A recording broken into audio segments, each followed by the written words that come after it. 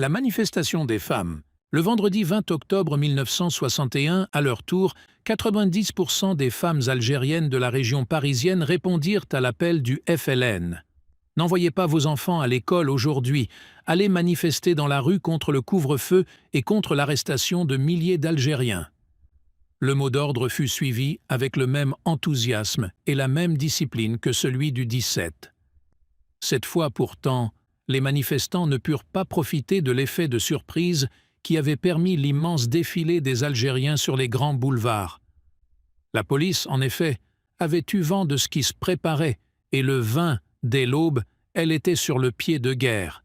Des agents armés et casqués à toutes les sorties de métro et aux sorties des gares, des voitures radio dans toute la ville, des patrouilles dans toutes les grandes artères, des cars de police à tous les carrefours. Malgré l'importance de ce dispositif policier, les femmes algériennes réussirent à manifester dans Paris.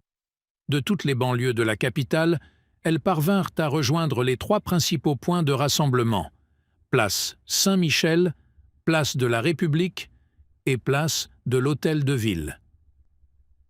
Comme les hommes, 3 jours plus tôt, elles avaient revêtu leurs meilleurs habits. Certaines portaient le costume national pour aller prendre le train ou l'autobus.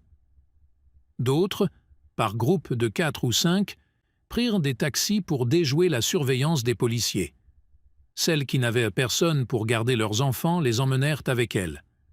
Vers 10 heures du matin, un groupe important venu de Nanterre, de la Villette, du 18e arrondissement, de Pantin réussit à se rassembler.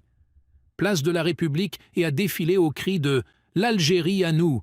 Libérez Ben Bella ! Libérez nos frères !» D'abord effarés, les policiers ne tardèrent pas à intervenir. 150 femmes furent appréhendées et jetées sans ménagement dans les cars de police.